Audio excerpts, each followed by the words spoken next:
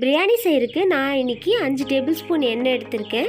எண்ணெய் நல்லா காஞ்சதும் இதுக்குள்ளே சோம்பு, பட்டை, பிரியாணி இலை எல்லாத்தையும் உள்ளே சேர்த்திக்கலாம்.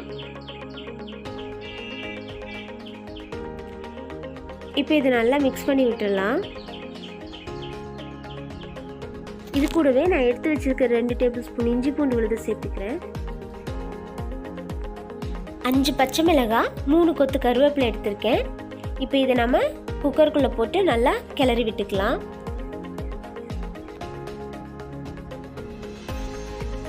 ஸ்லைஸாக கட் பண்ணி 4 பெரிய வெங்காயம் எடுத்திருக்கோம். இப்போ குக்கரில் போட்டு நல்லா கண்ணாடி பதம் வர வரைக்கும் வதக்கிக்கலாம்.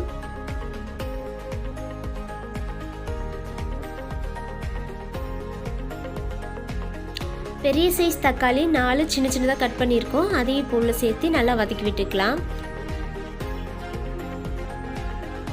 நல்லா வதங்கினதுக்கப்புறம் இது கூட நம்ம கொத்தமல்லி ஆட் பண்ணிக்கலாம். நல்லா வதங்கிருச்சு. இப்போ மசாலாலாம் ஆட் பண்ணிக்கலாம். 4 டேபிள் ஸ்பூன் மிளகாத்தூள் உள்ளே சேர்த்துக்கிறேன்.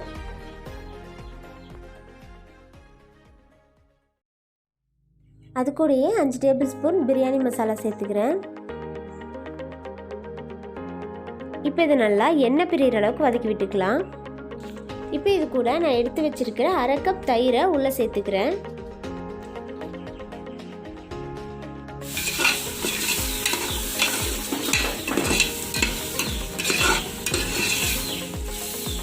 பிரியாணி செய்யறதுக்கு நான் இன்னைக்கு 1 கிலோ சிக்கன் எடுத்திருக்கேன். இப்போ அதை இது கூட சேர்த்து நல்லா மிக்ஸ் பண்ணி விட்டுடலாம்.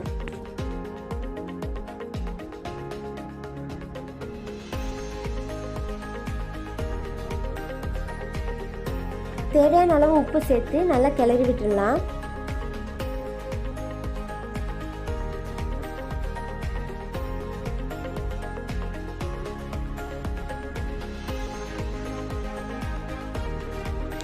பிரியாணிக்கு தேவையான அளவு தண்ணி உள்ளே சேர்த்துக்கலாம். நான் 2 படி அரிசி எடுத்திருந்தேன்.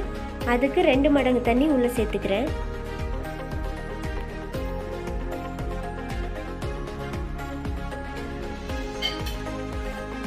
தண்ணி நல்லா நுரக்கட்டி வந்ததும் நான் எடுத்து வச்சிருக்க அரிசியை உள்ளே சேர்த்துக்கிறேன். இப்போ இது மூடி போட்டு நல்லா வேக வச்சிடலாம்.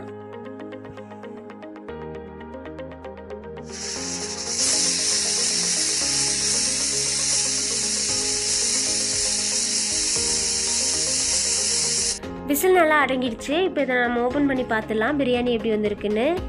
வாவ், சூப்பராக வந்திருக்கு. சண்டே ஸ்பெஷலான சிக்கன் பிரியாணி சூப்பராக ரெடி ஆகிடுச்சு.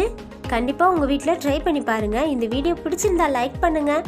இதை ட்ரை பண்ணி பார்த்துட்டு எப்படி வந்திருக்குன்னு கமெண்ட் பண்ணுங்கள். மறக்காமல் நம்ம சேனலை சப்ஸ்கிரைப் பண்ணுங்கள். தேங்க்ஸ் ஃபார் வாட்சிங். நாளைக்கு இன்னொரு வீடியோவில் பார்க்கலாம்.